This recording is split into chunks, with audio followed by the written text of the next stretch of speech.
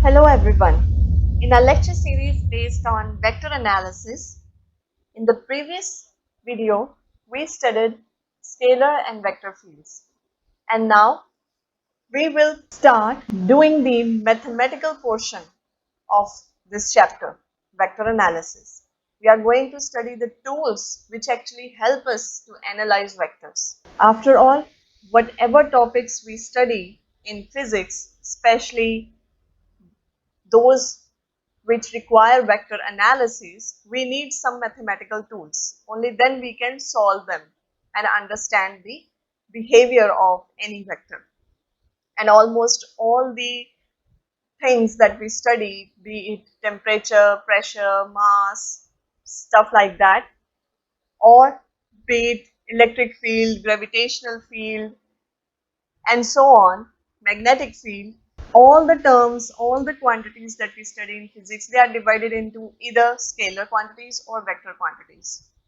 So for scalar, it's totally fine that we all need to know is magnitude.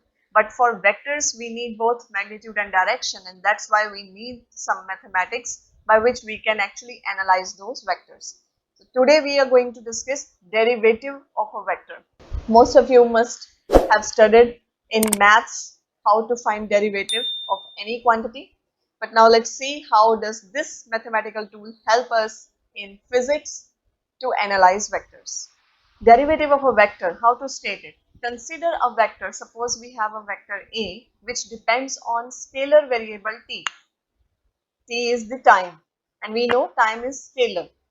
Though we know that we always say time moves forward, but we never say the time is moving backward. So it has just one particular way of going, but definitely it's not a vector, because vector is something which is associated with a particular direction in space.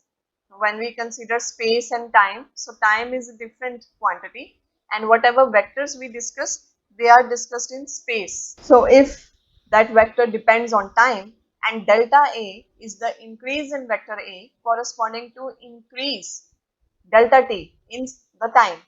So this delta represents very small change, very small change. So then how to say that we are going to find derivative? Then derivative of that vector function A, which depends on t.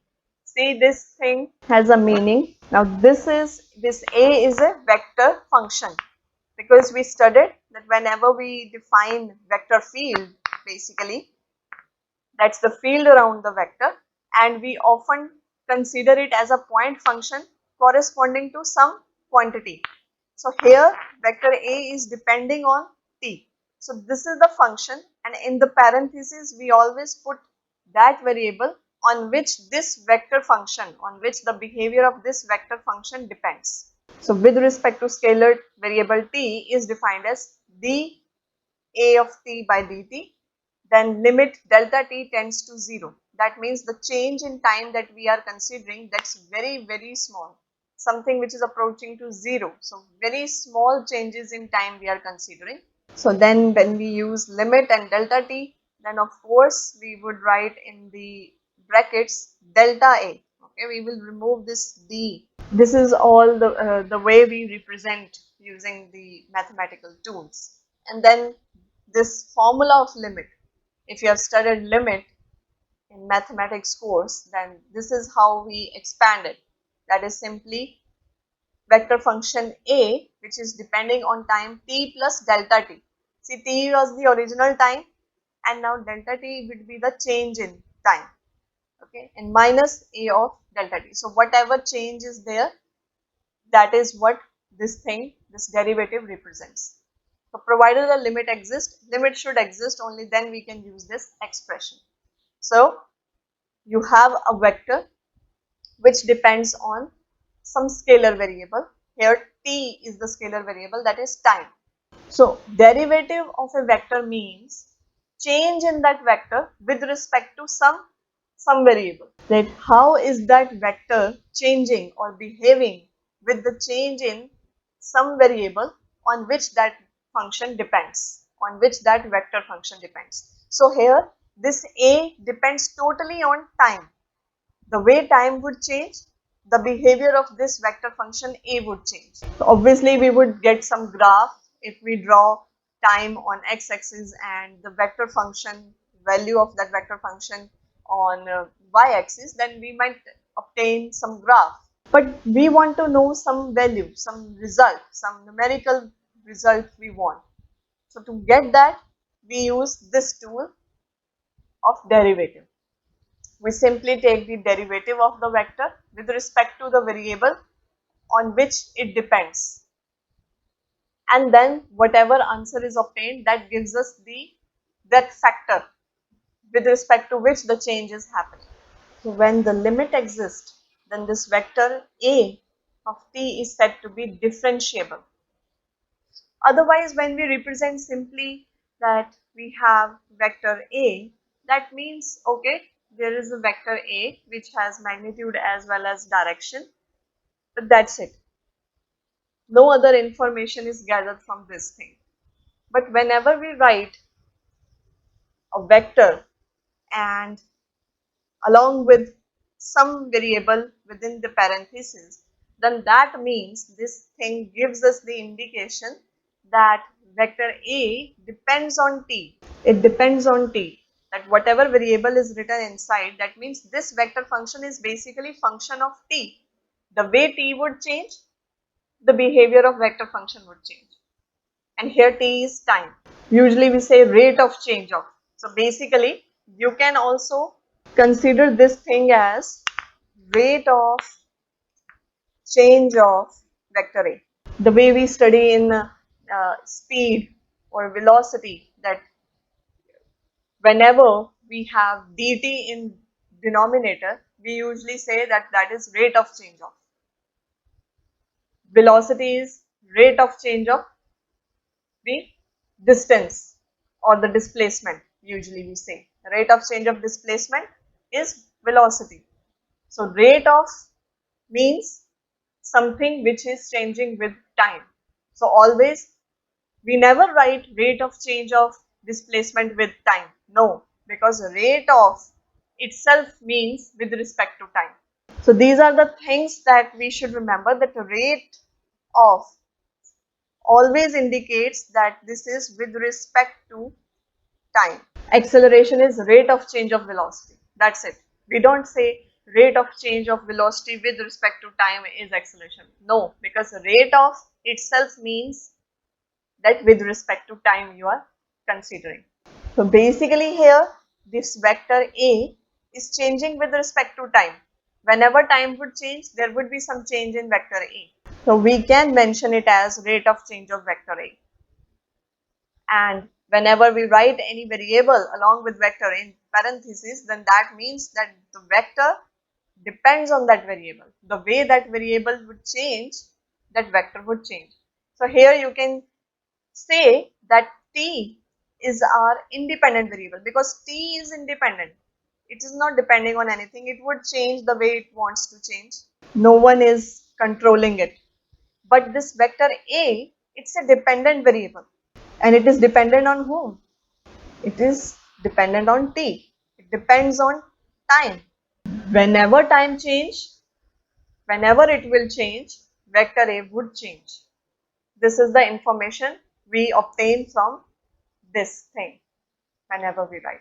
So t is independent variable and a is dependent variable. Though t is a scalar quantity and vector a is basically a vector quantity, but still we say that we have two categories. Something is independent, either independent or dependent. Here t is independent variable, it will change on its own pace, but vector a is dependent variable and it depends on t. Whenever and in whatsoever manner time would change, vector a would also change. And whenever we are able to mention this, to find this value dat by dt, if this is happening, and when it will happen, when this limit exists, when delta t tends to 0, that means this limit is okay. We can say it's a valid thing that we have written, that very small change in time is happening. So that's why delta t tends to 0 we have written. So if this is possible and if we are able to get some answer, then we would say that this vector A of t is said to be differentiable, that it is differentiable. And the process by which we find the derivative of any vector function, then that is called differentiation. And this is the differentiation that we study in maths. But in maths, it's totally the mathematical tools, the formula, the method we study. But here we relate that method, we use that method to understand the physics, to understand the physical quantities, to understand the way, the manner in which the physical quantities behave. So physics always use maths as its tool, very important tool. This is all about vector function. If we have to understand this sounds more scientific, but in normal sense also we can understand that how something can depend on any variable. Like here we say vector A depends on time, but in general we can understand it by taking example of population and poverty. How? See, this is population. Now population is increasing day by day, we know. The whole world is facing this problem of population explosion. Now the poverty depends on population. How? Because the number of people are increasing, but we don't have that much resources to feed all those people. We don't have that much employment opportunities, and we don't have that many jobs to offer. So the poverty is also increasing. But that depends on population. More the people, more the poverty. We cannot control population. So population we can take it to be as independent variable. It is increasing and it is increasing at its own pace. Independent variable. But this poverty, let me mention that this is population and this is poverty, which is a dependent variable. If population will increase, resources won't be that much, food, stock, everything would reduce, would decrease. And then obviously people won't get enough food to eat, they won't get enough resources to earn their livelihood and to spend the life properly. So poverty depends on population. The countries which have very less population, the parameter of poverty is also less there. But the countries which have very high population, the parameter of poverty is also high there. So this is how they both are connected. So we say that population is independent variable, it is increasing, but poverty is a dependent variable and it depends on population. If population would increase more and more, the poverty would also increase among the people. So here, as the figure shows that if population is increasing, there are so many people and the population is increasing, then this implies that poverty would also increase. If we have to mention now the relation between population and poverty, we would write that population like this and mention poverty here. The way we represented our vector function A. Here we wrote A of t. So here t is independent variable, it is changing at its own pace, but vector function A depends on this t. Whenever t will change, vector function A will also change, will be affected, you can say. So here again I have written population in the bracket, that means this is the independent variable. And poverty is outside, so that means this is dependent variable, just the way we studied about vector. So whenever population would change, poverty would also change. And usually they have a linear relation. If population increases, poverty also increases. So whenever we find this dAt by dt, we try to find the relation between the both scalar t and vector function a. That is it a linear relation or some other relation is there, or is there inverse relation? When t increases, a increases, we say it's a linear relation. If t increases, a decreases, then that is inverse relation between the two. So always we try to find out the relation between the two. Why we are bothering? Because that vector function a is depending on t. If it wasn't depending on t, then we wouldn't have bothered much about finding this thing. But since it is depending on t, that's why we have to find, and this is the mathematical tool that we call finding derivative of a vector, but this is the physical significance, that what it actually means. Because whenever in physics we start using mathematics and tools, we just stick to that then. We forget about that we are actually learning physics. We forget about that the subject is physics.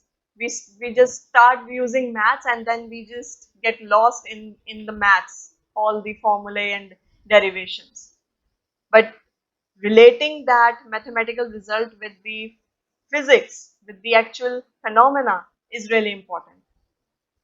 So at each and every step, whenever we use or any mathematical formula or relation is introduced, you should try to relate it with the physics. You should know its physical significance, that why it has been used and what is its importance, what help it would do, how would it help us to understand that particular physical quantity.